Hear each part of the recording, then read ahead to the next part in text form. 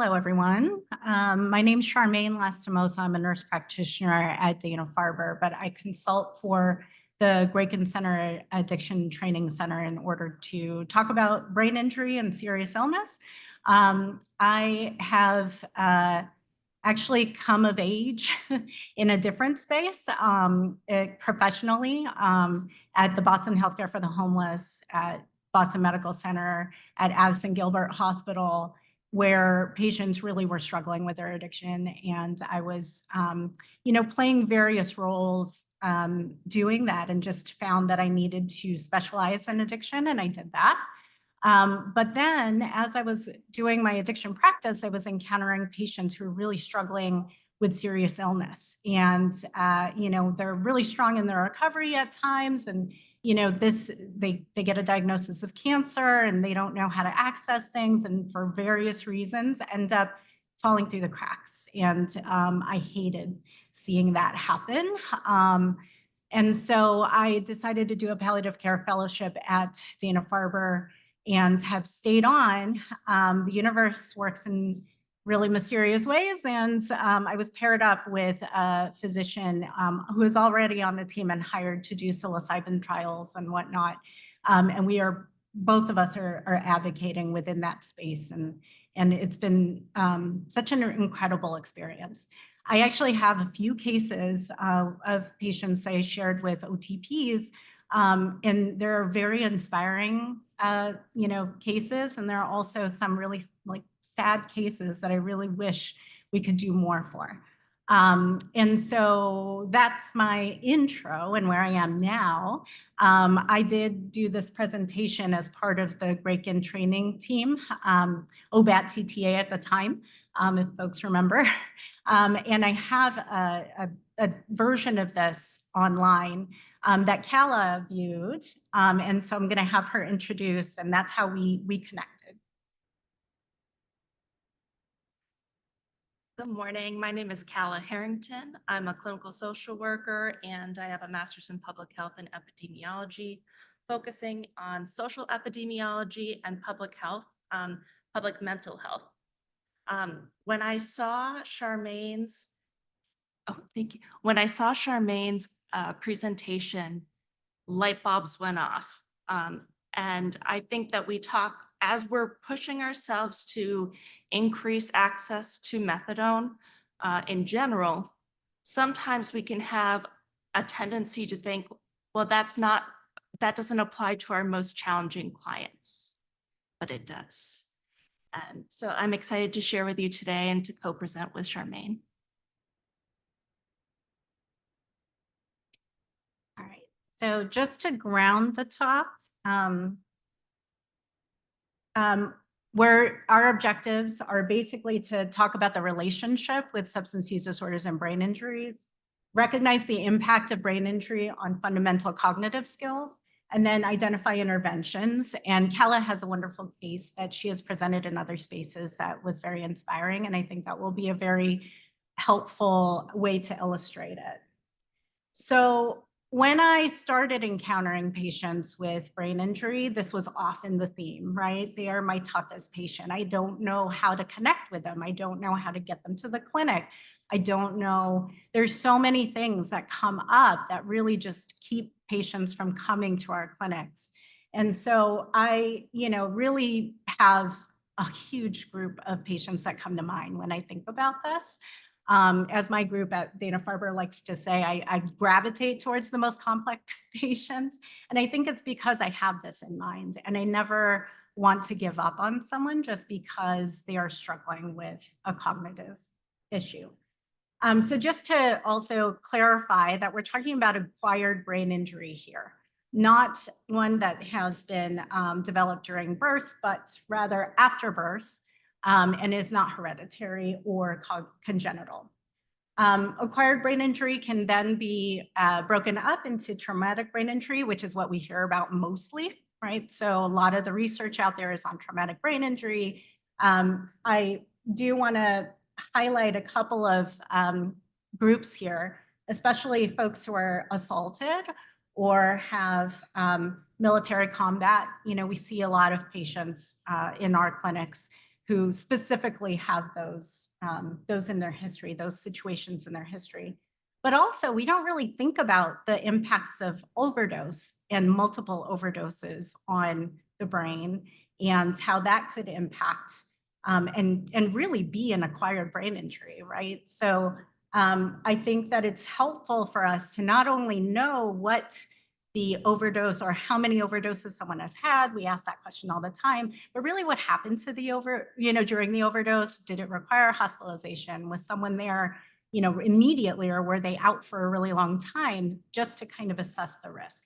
And then other things are, could compound it. Did they fall? Did they hit their head? Were they in a DV situation? And there was a strangulation, right before that. It's things that we don't really think about, and we really should. There is, the slide is really helpful to kind of talk about the intersectionality of these co-occurring disorders. And, people with brain injuries, they're really kind of lost themselves, right? They have a new sense of self. They have a lot of adjustments they need to make, and it may be transient, maybe more permanent, and helping someone come to terms with that then can actually activate or trigger other mental health disorders, or maybe uncover one. So it's helpful for us to think not only of the brain injury or substance use disorder, but also to think about pulling in our behavioral health colleagues. SAMHSA did a study showing how many patients or what high risk populations we have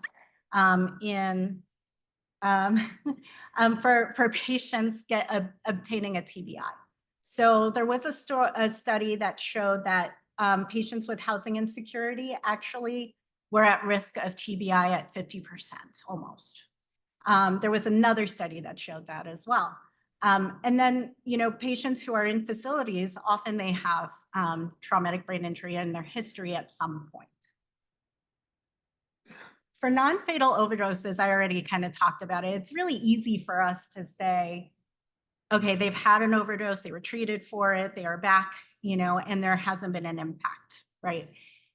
Actually, that's not true. More often than not, they have had some kind of deprivation. And so whether it's transient or long-term, we really should be looking at that. And what it can do, so oxygen deprivation really affects memory, attention, problem solving, all of the things that are in our prefrontal cortex and our cortex that really help with executive decision making.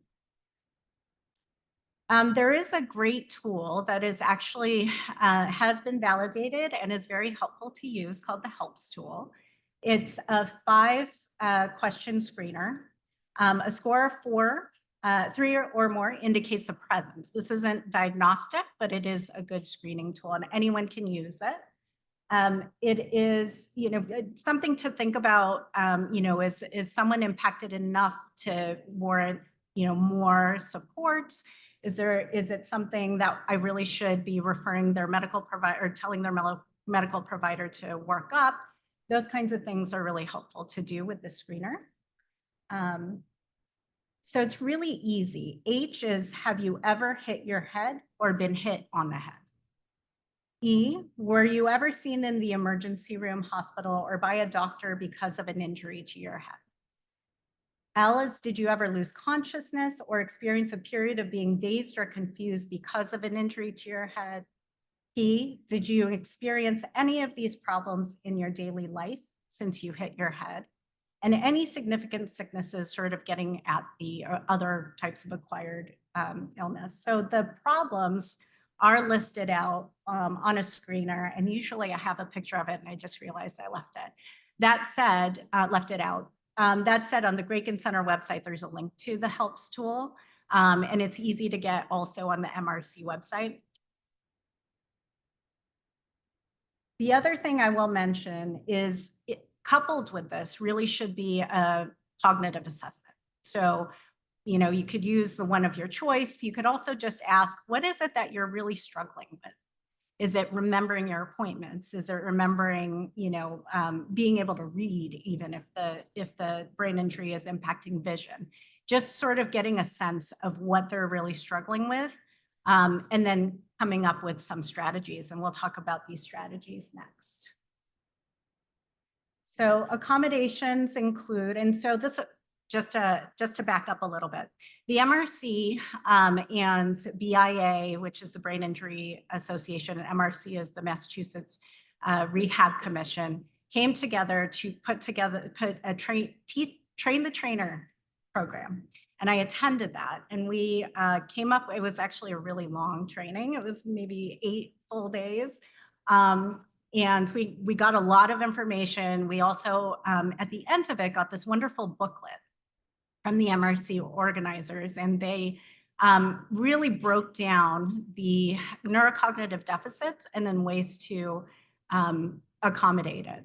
So I'll try to use some clinical examples to illustrate these and go over them, but they're really simple things that we can do in our clinics just to help patients along and keep them engaged, because I think one of the biggest things is that patients get really overwhelmed very quickly after a brain injury. And when we just kind of talk about a ton of things at that first visit, it's really hard, right? So trying to figure out where people are going to, engage is really important. So for attention, what this shows is that sometimes they kind of feel like they're checked out, or they're not listening. They're kind of staring off in the distance. There's some people who are actually risk-taking. So they're describing to you all of these behaviors that they're doing outside of the clinic that are really dangerous. There's, some sensory stimulation. So I've actually had patients come in and work on their phone while they're in the visit with me. Or they're bored, or they say someone's kind of made me come here. What I do is I basically do something to grab their attention, really get to know what they will respond to. So for someone who's on the video game, what I will tell them is, it sounds like you really need to interact with your phone while you're talking to me, and we can talk about why that is, but how about we think about taking notes on the phone instead, and I can help you with that, or something similar.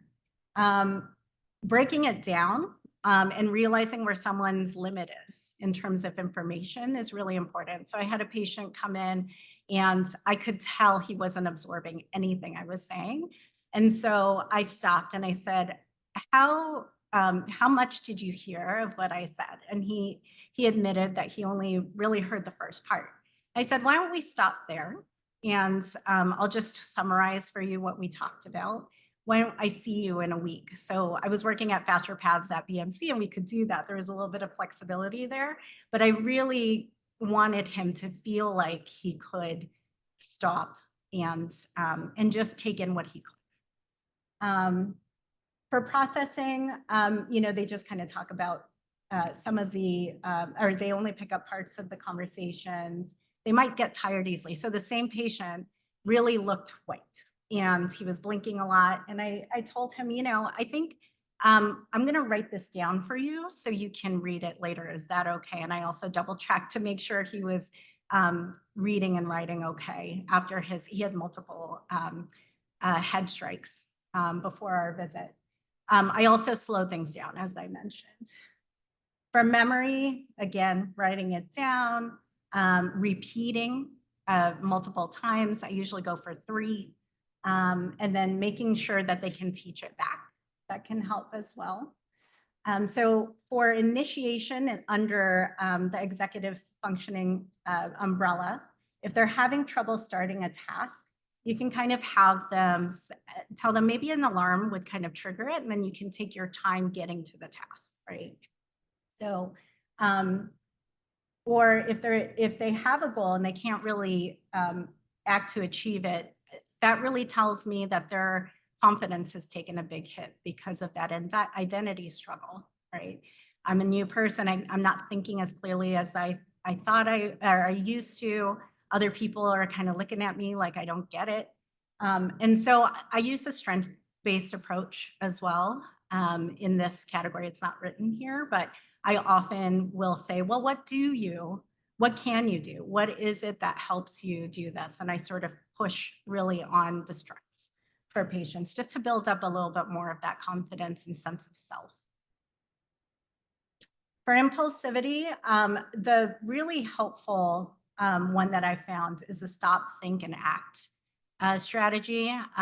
If folks are familiar, or folks familiar with this behavioral strategy, you basically talk through a situation, have them stop at the moment that they're dysregulated, think through the moment, and then talk about what actions might be helpful.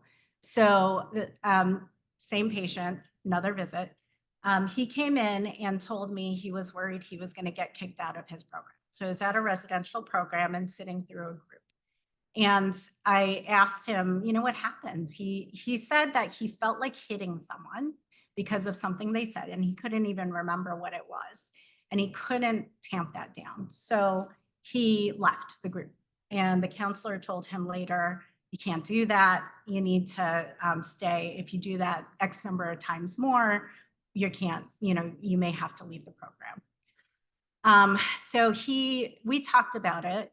I asked him to describe how he was feeling. So that's the stop part, right? So I asked him to relate it. I asked him to stop, think through exactly what was going through his mind. And we talked about how it made him feel this inexplicable, you know, rage. And so we talked, I mentioned to him, I said, was it related to what was going on? And he said, no. I said, it's great that you had that insight, right? That you could step back and be able to leave. That's amazing.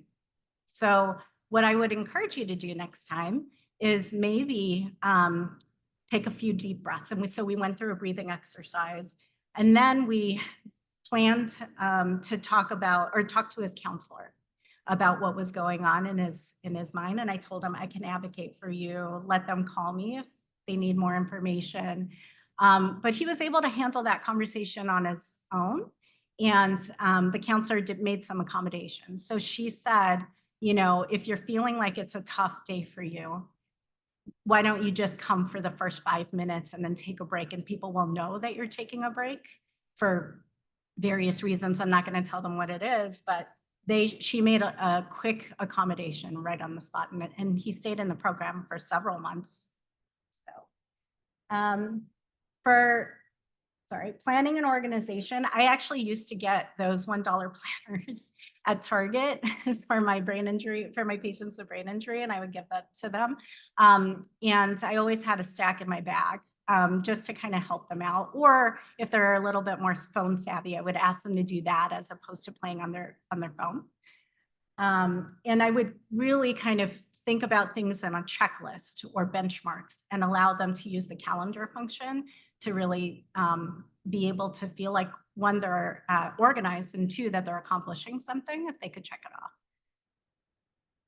off. For mental flexibility, it is really hard for patients with brain injuries to shift.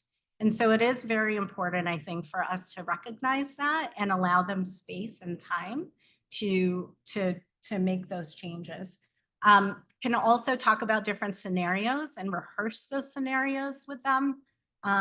Or you could come up with contingency plans if they're really struggling. For awareness, really sort of practicing all of these things will sort of allow them, it kind of taps into their motivation to sort of think on their actions and really improve their insight. So I think over time you can build this up. So this booklet is available. However, there's something much cooler, and I'll tell you about it in a minute. Other accommodations, other referrals to think about are listed here. And I think it can be a little bit overwhelming to think about booking a neurocog or a neuropsych evaluation. A lot of patients can't go through them because they're so long, they take a while. Oftentimes the appointment's so far in advance that they don't remember they have it. And so I think knowing all of those things, the MRC has developed a different way of connecting people to services, and also making sure that people know that there are accommodations to make. So that's the OBIS, and that's the Online Brain Injury Screening and Support System. It's fairly new. It's only been around for 2 years. It's a public platform that's available through from NASHIA, which is the National Association of, oh my God, State Head Injury Administrators. So each state has the opportunity to buy into this product, and it's an app where you can complete a screener, which is actually a lot more involved than the HELPS tool. So you would do the HELPS tool to screen just quickly for yourself, and then go into the OBIS. The OBIS screener goes through those questions that I mentioned in more detail, but also goes through symptoms. So you can really drill down on the cognitive function that patients are struggling with. What it'll then do is spit out some tip sheets on how to accommodate for your patient, and then also trigger some referrals to the MRC, BIA, or other agencies that might be appropriate. So a QR code, I think that's the fad these days, right? So there's a QR code for this. And Amanda Tower is the administrator at the MRC who's really rolling out the OBIS, and she highly recommends people use it because they're also trying to collect data in order to help, move the project along. She does talk to groups about it. I think right now she's been working mostly with intimate partner violence and home, patients with housing security and whatnot. So I think if you're interested in having her talk about the screener, she'd be able to come by. Okay. So take home messages. Oh, beyond all of this, sorry. And again, another slide that I took out was really we should be treating through regardless with medications for opioid use disorder. The one thing that kept my patient stable through his time at Faster Paths and beyond was the fact that he got on Suboxone super quickly and received medications for his anxiety and depression. If not for that, I don't think I would have been able to do any of the work that I was able to do. So I think if we are encountering patients who are having trouble accessing methadone because of these issues, I feel like it can't be an excuse anymore. I feel like we need to get people onto these life-saving medications. I don't think we need to worry too much about the impacts on cognitive function, because if they're using, then that's worse, right? So I think it's really important for us to keep that in mind and not hesitate.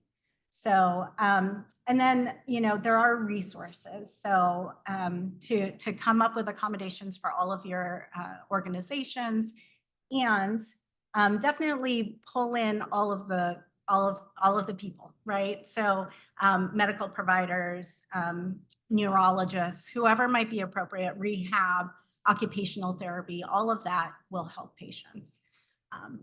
And that's it for my part.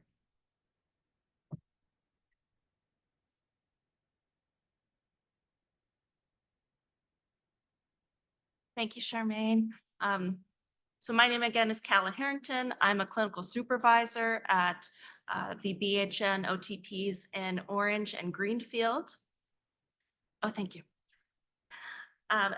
When I first was exposed to her message, it became clear to me how ableism is still very present in methadone treatment. Who knows when the Americans with Disabilities Act was passed in the US? 1990, that's late, right? And then if we think about traditionally where methadone has been, until this year, major reform hasn't been, methadone hasn't gone through major reform since the 70s, right? So a lot of the things that we think of as standards and givens and rules that must be followed no matter what are also deeply embedded in all of the isms, including ableism, right? So here, if you're not familiar with ableism and you're thinking, Calla, that's like what? You're not gonna hire someone because they use a wheelchair? How does that relate to methadone? No, ableism is the assumption that disabled people have less value in society, and it leads to bias, prejudice, and discrimination, often preventing those with disabilities from reaching their full potential. Sometimes this bias is unconscious, right? So it doesn't have to be an explicit and intentional barrier. Just the fact that the system was built in that culture, it's going to be in there until we take it out. Additionally, a lot of Western models of disability fail to consider intersectionality and ableism. So that's this concept that a disabled individual may hold other marginalized or oppressed identities, and these intersecting oppressions may exacerbate health inequities. Intersectionality, which originates from Black feminist queer literature, describes the ways that systems of power and oppression, like racism and sexism, interact to form an individual's unique experience. To date, the intersection disability and other marginalized identities has been neglected in psychology and related fields, such as addiction, leaving little guidance for how scholars, clinicians, and other stakeholders can address disability via an intersectional lens. And additionally, Murr points out that people impacted by interpersonal violence, domestic violence, community violence, substance use disorders, and brain injuries often have been encouraged to see a specialist. Now, I'm not saying they shouldn't see a specialist, but what I am pointing out is that sometimes we get in our box, and if it doesn't sound like something that we are confident in, we say, go to someone else to deal with that. When we have very vulnerable clients, they are not going to go to somebody else to deal with that unless you go with them, right? So our effective services that engage and retain clients have to incorporate and accommodate all of these experiences whenever they're relevant. And that will be in your treatment plans and service provision. So what might ableism sound like in an OTP? And here are some of the accommodations we've made at BHM. We've heard, I put in single quotes because these aren't direct quotes from my colleagues, I'm just saying. But these concepts, these thoughts, this person doesn't want recovery enough right now. How does that contribute to ableism?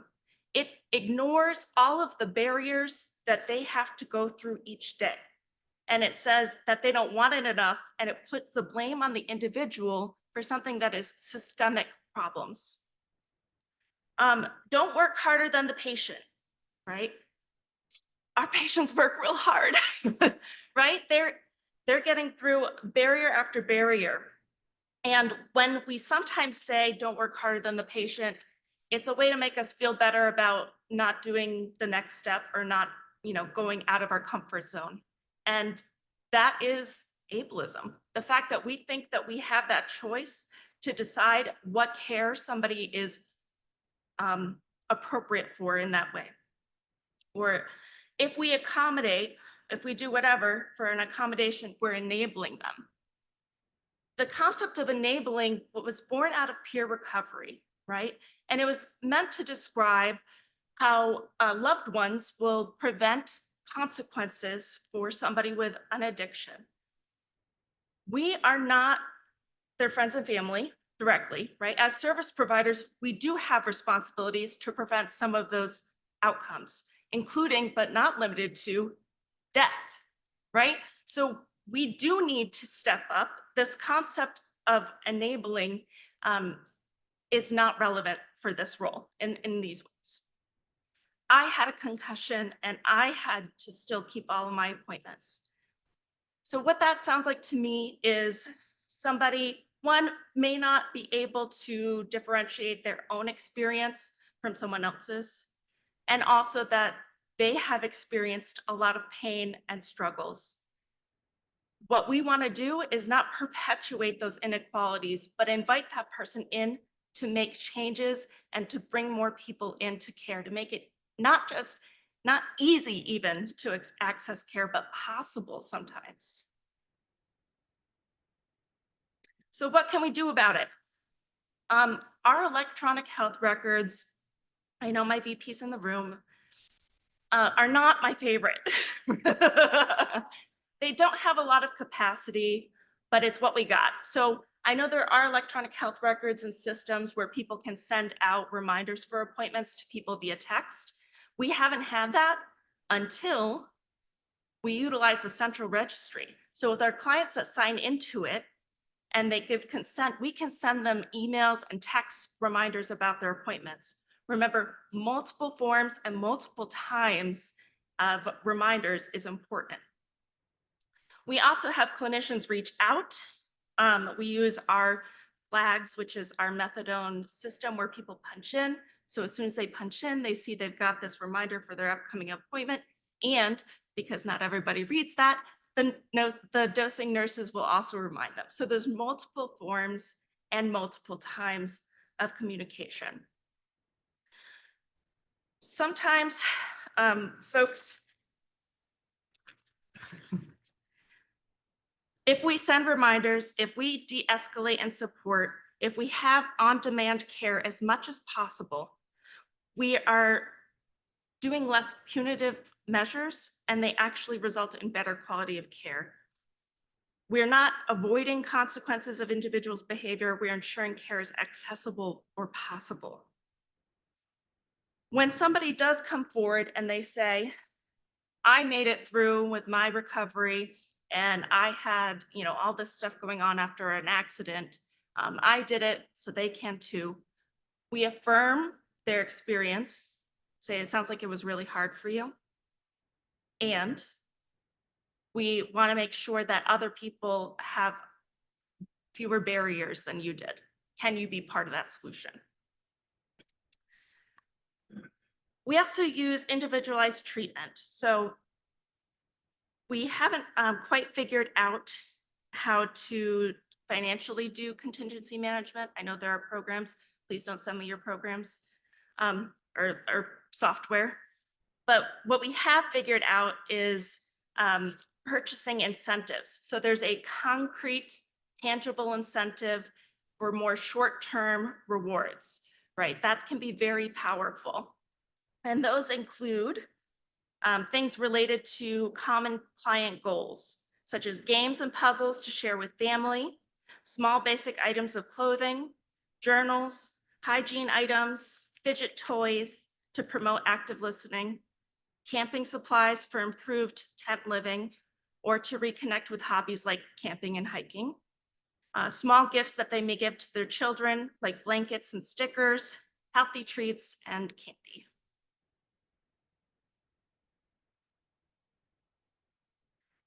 Ableism might also sound like these very common practices within methadone. If you've missed 3 appointments, you're out or you lose your take-homes. That's it. While take-homes may need to be reassessed if someone misses appointments or dosing, or is having aggressive or unpleasant interactions with staff, the assessment should be based on risk to the individual, the clinic, and other clients, not related to our frustration or applying moral judgment to symptoms. Some might say, because this person is so impulsive, they will never have unobserved dosing. And we actually purchased an $18 lock that will not release until the number of hours the nurse sets it for. And that's more ideal for holiday closures for really our most acute folks. That is not the standard. Most of our folks, even with traumatic brain injuries, can handle a holiday bottle. But for those who can't, be creative. I know there's a whole industry around trying to capitalize on that fear of clients having unobserved dosing. And that's not it. That's not what I'm talking about here. This is like an $18 lock from Amazon, and we have a behavioral contract, and that has helped some of our most acute clients still have a holiday bottle so that they don't have to come in on Christmas and miss moments with their loved ones. Sometimes we can also do for more extended periods, we use VNA, and we also do chain of custody, which I think has been underutilized. So chain of custody is when, say somebody is living at home, they have a traumatic brain injury, they might not be great about remembering when to pick up their dose or what time of day to take it, but they can come in with a family member, a loved one, and we do a chain of custody form, we document who has it, and then that person helps them manage their bottles. So if somebody doesn't need VNA or is homeless and doesn't have a place to send the VNA, you can also do a chain of custody. Ableism also says, why can't they just move on from the accident? It's been years and they're still moping, right? That's kind of being upset with somebody for feeling like their life has changed, because it has. What we do in our treatment is to address the self-esteem, identity, discrimination, isolation, and clinical groups and individual sessions.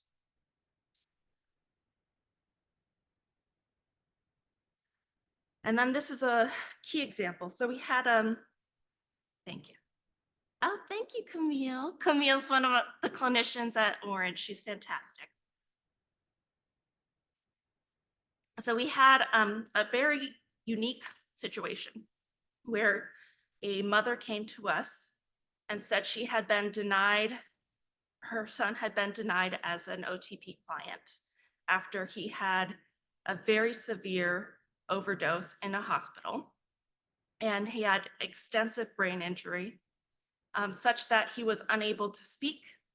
He was, he didn't know sign language, but was cognizant and able to answer questions via hand gestures. And he had been denied at the SNF for methadone because they said, well, it was an overdose, so clearly he has an opioid use disorder. We can't give him methadone for pain. And the OTPs were saying, we can't take him in, he can't do an intake. And we said, are you sure? So we talked to our legal team and we found out what we needed to document and where to show that we were in fact able to do this intake.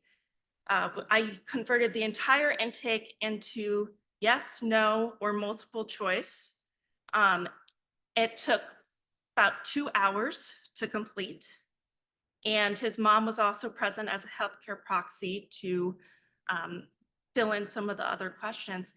But even if there were unknowns or unable to answer spots in those state forms and assessments, that should not keep somebody from accessing life-saving care. So get creative, talk to your team about what you actually need to do. And just because it's not familiar doesn't mean it's not possible. Sometimes we think, well, it's not my job to know about brain injuries.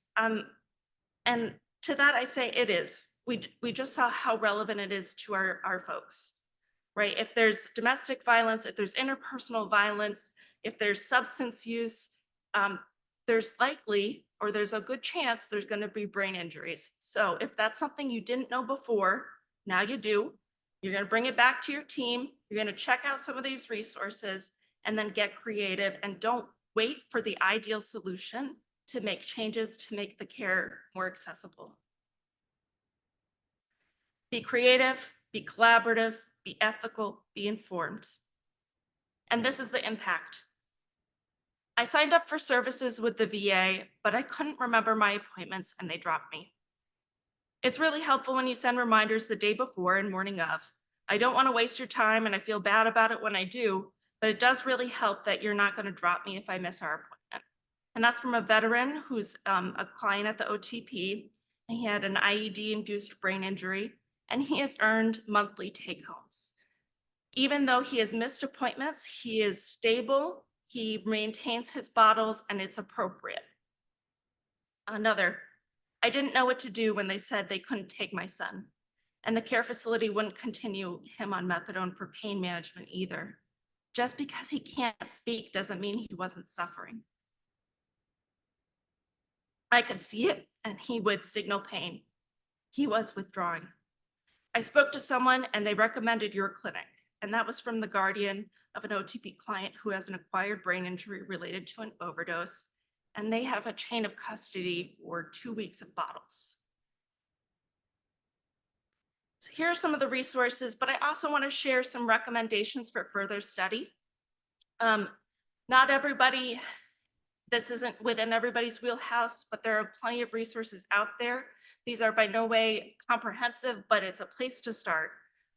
We're looking at the intersectionality of racism and ableism, Ableism 101, some resources within Massachusetts, some good studies.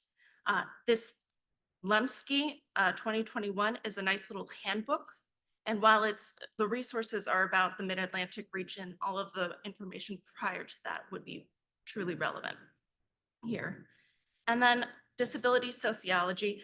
I don't know if anybody here has listened to Ali Ward's Ologies podcast, but she's phenomenal. And there's a specific episode on disability sociology. If you use this link, she has on her show notes tons and tons and tons of resources from people with disabilities, disability advocacy, and just a good place for anybody to be diving into this important topic. So thank you all.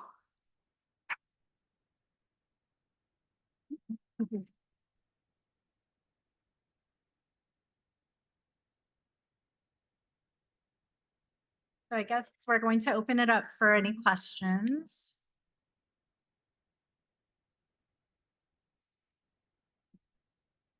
Hi, Ari Kriegsman in BHN. Thank you so much. Sort of seeing your ableism slide, I think the part that I can recognize most in myself is kind of like I can't work harder than the patient is. And I think that's born out of, or connected some piece of, I have so much time and energy, and I'm going to dedicate to something where I think I can make a difference. And it's also, I think, maybe connected also to the idea of burnout that can happen to me when I feel like I'm working hard and not making a difference, so I can't see any improvements. And so I wanted to draw on your expertise. And I'm really interested in sort of internally how you hold this.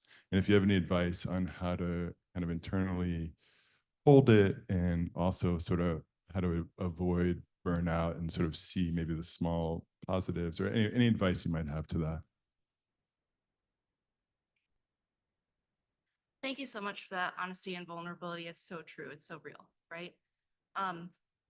One of the things that I remind myself and my team is that no one person is the only support. Like, you are not alone responsible for that client in front of you. There's a team, utilize your team. And sometimes that's just saying in breaks, like, that was a really hard session and I find myself feeling a little frustrated, right? And just being able to say that in that context is powerful. And then also, I think just setting up that the goal and the outcome that we want for a client may not be what they want, and it may not be within our time frame. It very rarely is, do I see the progress in clients at the time frame I want to see the progress, right? That's very real.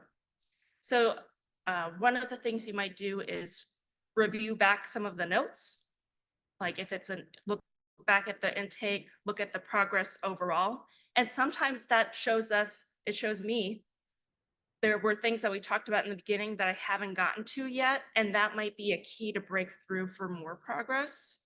But also just to see, even though I feel like session after session feels like it's the same, it very rarely is. So use your team, acknowledge your responses, and then look at the clinical projection, the clinical trajectory, to see that there has been growth or spots to go back and work on. What would you say? I can't tell you how many people said, when you want to go into palliative care, really? Are you sure, after after all the work that you've done already? And so I think it really is about trying to use that strengths-based language on yourself, and reminding yourself what it is that keeps you going every day, and the things that you have seen in that day that are positive, and expressing gratitude for them, and then utilizing your own coping skills, and realizing also what you may be lacking in coping and where to go for those things. I'll be vulnerable as well. And it's really ebbed and flowed for me. And I've had to mentally kind of broaden my thinking about what I should be expecting. I think really it's easy for us as very ambitious and very caring and, people to lose sight of it as we're kind of doing our work. So whatever you need to do to sort of reach out and maybe ask people to reflect back to you what it is that's awesome about you, then maybe you need to do that. That said, in palliative care, we use our IDT teams really intentionally, and we have a lot of spaces to debrief and process and whatnot. And I know it's challenging in the spaces that we are in, as I found it challenging when I was, at Faster Pass, for instance, and I loved the time that I had to talk to the physicians I worked with and whatnot, but it was urgent, and I was there on Saturday. So it was really hard for me to really reach out. But I think the physicians I worked with, Alex was one of them, actually he's not here, but I would text and just let them know what I was struggling with. And he was awesome and would respond, help, whatever. And so I think that's really what helps me. Within, social work, we also have clinical supervision. I think honestly, everybody should have clinical supervision, right? It's so beneficial. You get to just kind of process, you talk not only logistically about your clients, but like what's coming up for you in those sessions. And it's just a safe, sacred spot for some support and for continuing education. Thank you. Thank you very much. My name's Steve Martin. I just think you both are Jedi masters, basically, and are groundbreaking areas that really need your help and leadership. And I've watched the Graken video on brain injury 3 times, so I'm starting to learn it a little bit, and it's been grateful. I think that this is really under-recognized in a way that's strange. And I think Alex might be here. Alex Wally. He was sitting there. He was. He moved. He saw me coming, and he's like, out of here. But we have a shared interest in people's non-fatal outcomes.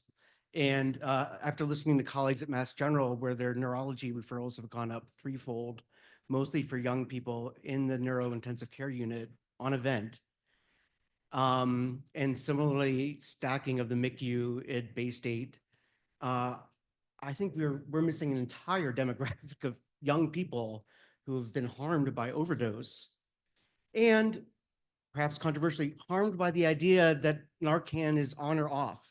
It either works or it doesn't. And there's just way too much gray in the middle that we've not talked about, and need to, because it is not, it's a wonder drug, but it not like all of our medications is not perfect.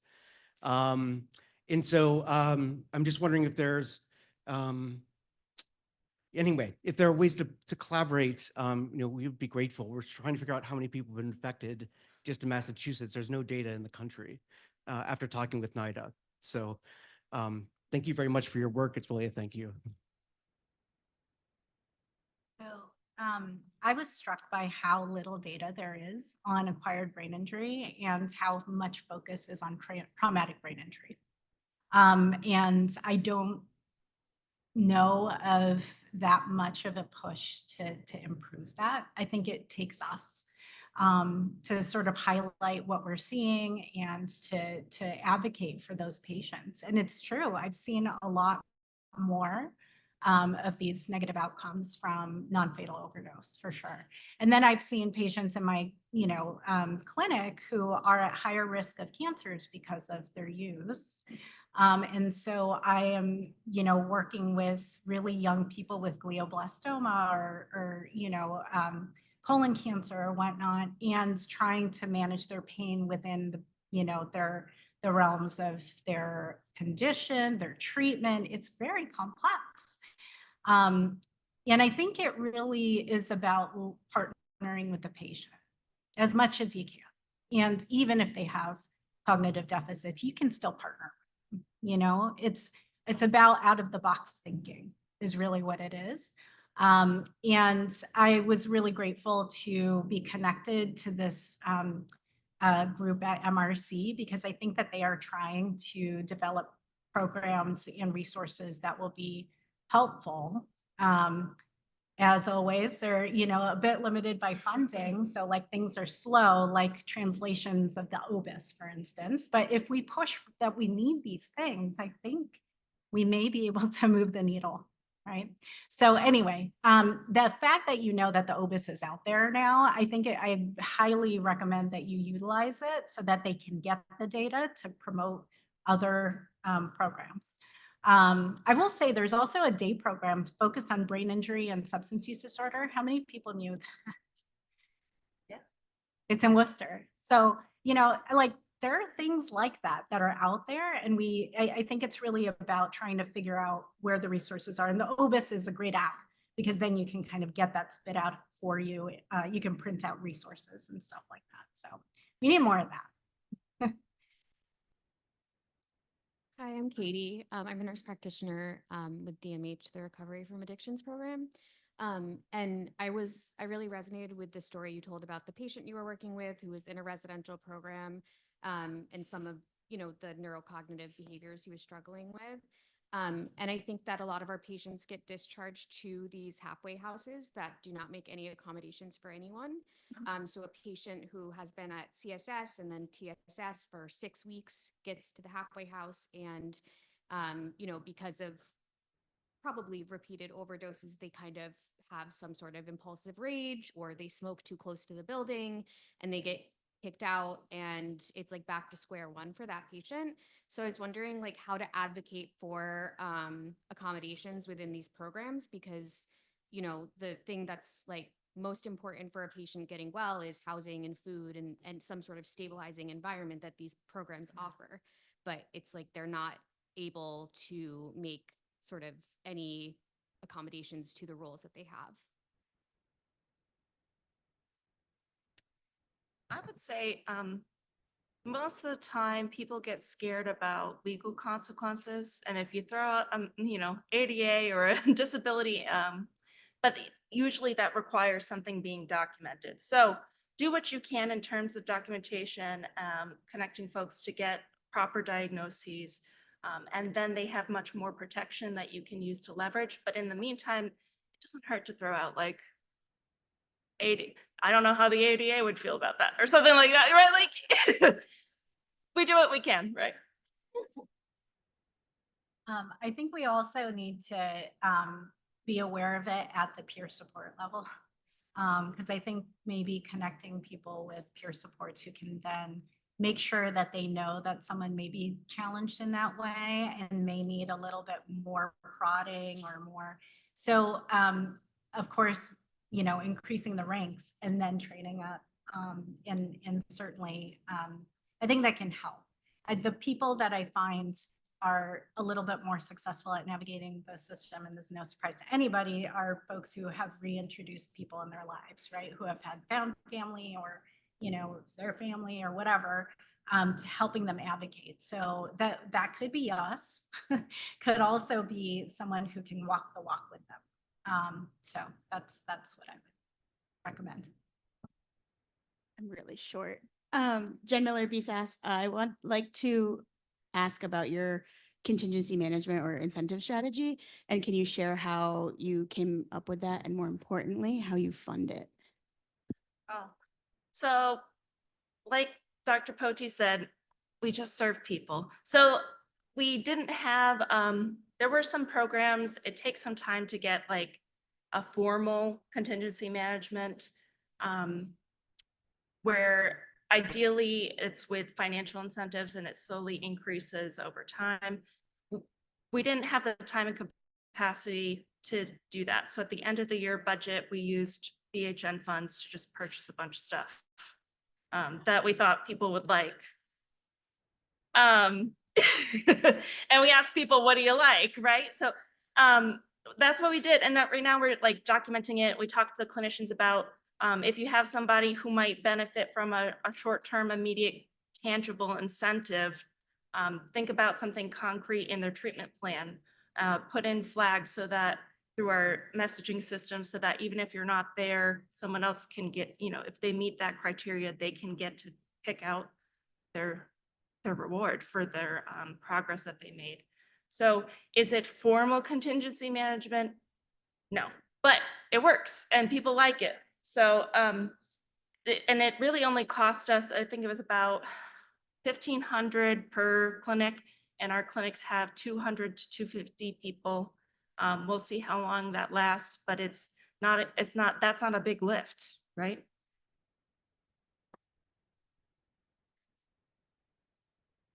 I just want to be clear on the math that was just given. We do not go over $79 a year if there's any federal people evaluating us in the room. Okay, I actually don't see, oh, Jen has a second follow-up question. It's not really a follow-up question. If they're not federal funds, it doesn't matter. Awesome. Okay, did you hear that? Methadone clinics didn't know that. They tend to be profit earners. So if you have extra money, buy stuff for your patients and make it work, because Jen says we're allowed to do that. So let's do it.